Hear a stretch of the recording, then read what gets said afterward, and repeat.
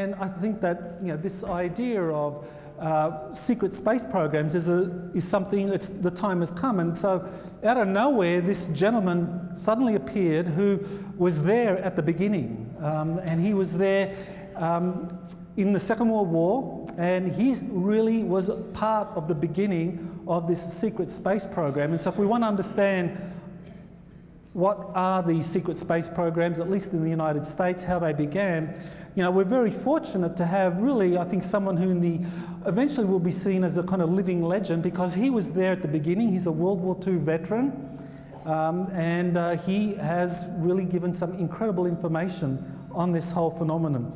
And his name is William Tompkins, and he's here. He's 94 years old. So William, why don't you take stand up and take a bow, please.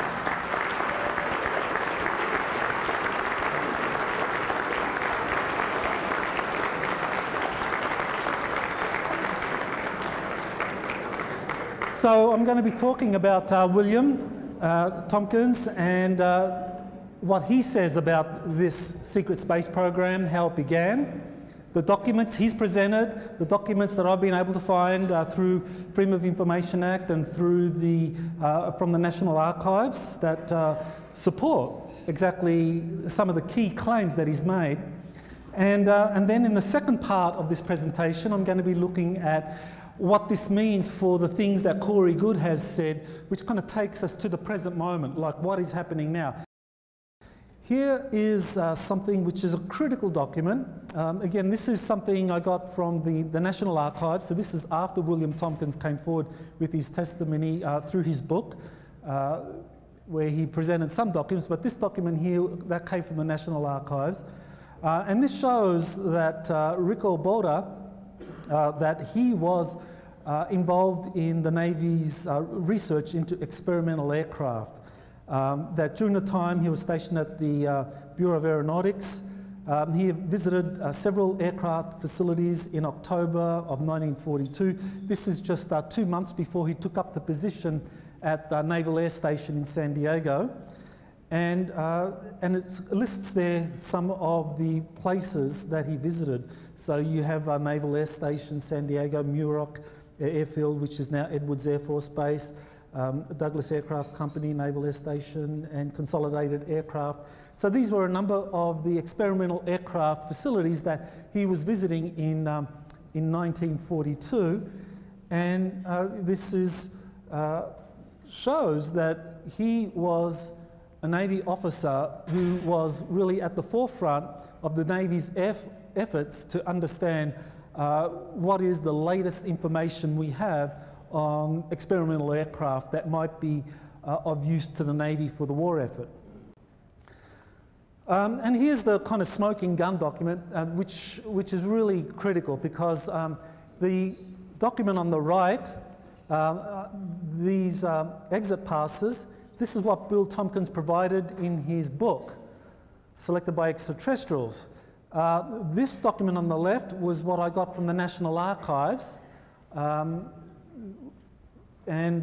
This was a packet of 1,500 pages that I got through the assistance of Virginia-based an attorney who was helping me with getting these documents from the Naval Archive. And here you have several of the documents showed Admiral Boda's signature, and so here you have a comparison between the signature from the National Archives record of Admiral Boda's files, and on the right-hand side you have the comparison of the signatures from these exit passes, and they show conclusively that it's the same person. Admiral Boda was the person that was signing these exit passes for William Tompkins. And so here you have independent documentation corroborating a key aspect of what William Tompkins had said, that he was under the orders of Admiral Boda in taking these briefing packets off to select experimental aircraft research facilities for them to study these documents. And we know, as I showed earlier, that Admiral Boda had earlier, before taking up the assignment at Naval Air Station, himself visited 5 of these experimental aircraft facilities, the same ones that Bill Tompkins visited. So what was in these briefing packets that William Tompkins was taking to these research facilities throughout the United States that have been put together from the debriefings of Navy spies? So this is where we get into the kind of meat of the secret space programs. Here you have Project Grande being set up in October of 1945, and that was under the auspices of the Douglas Aircraft Company. And so Douglas Aircraft Company basically convened Project Grande to understand experimental aircraft designs, to do research and development, set policy on these. And so this was something that at least we know officially that the US Air Force was involved in that from the very early, from the beginning of Project Grande, General Hap Arnold was the one that found the money to fund Project Grande. According to Bill Tompkins, the Navy was also involved, but at a certain point, the Air Force took over. And why they did is an interesting story, and I'll be getting to that shortly. But you know, what I want to kind of emphasize here is that later on, Bill Tompkins says that he worked at Douglas Aircraft Company and that they were studying extraterrestrial aircraft designs. Oh, is that possible? Well, there's actually a document, even though it's a leaked document, I think it's still very significant in showing that, that the RAM project was involved in the study of retrieved extraterrestrial vehicles. So here you have from September 1947, the RAND project is listed in the White Hot report as studying extraterrestrial artifacts. And it's important to emphasize here that at this time, Project Grande was a subsidiary of the Douglas Aircraft Company.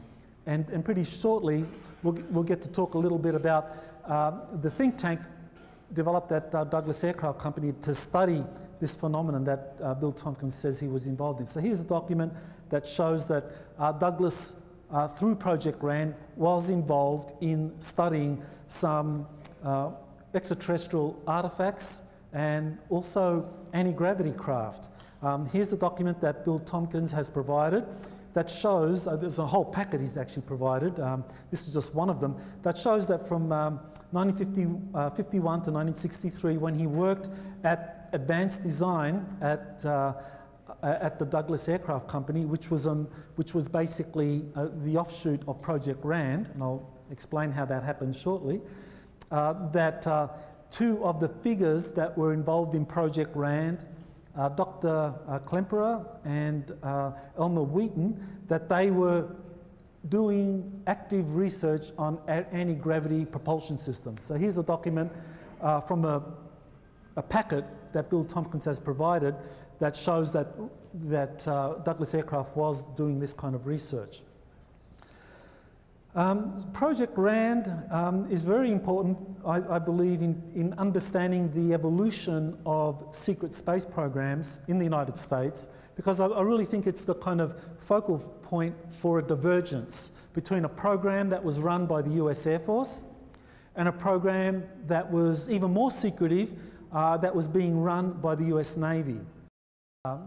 So this is very significant because it shows that even in the 1990s, after Bill Tompkins had retired from the aerospace industry, he was still doing some very important work with the US Navy, and that he was acknowledged as being a very significant person for them. Now, what was he doing at the Navy League's Medford chapter? Well, Bill says that he was running these special projects.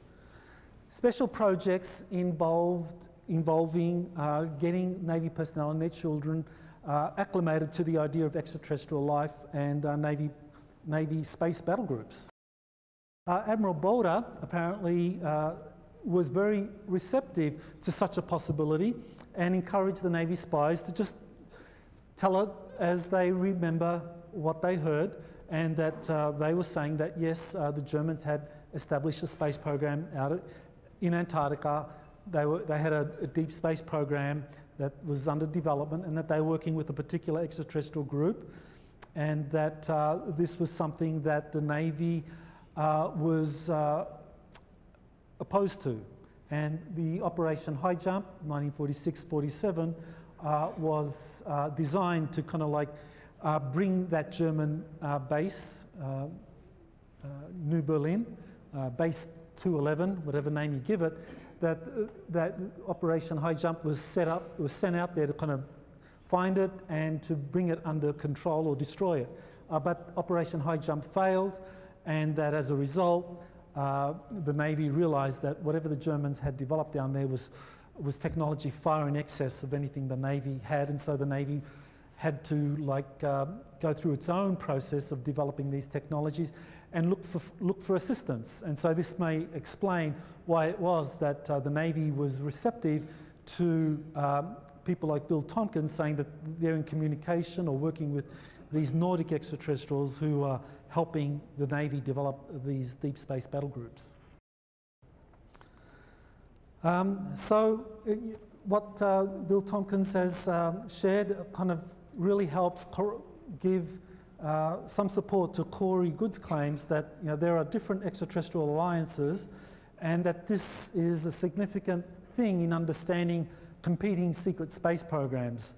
That there's not just an Air Force secret space program, that there's not just a Navy secret space program, but there are other space programs. There's a corporate run program, and there's also a Nazi German space program which survived the Second World War. But that's something I will go into more depth on Monday. So these are the two books that most recently authored. The first one focuses on Corey Good's testimony, and the second one focuses on Bill Tompkins' testimony.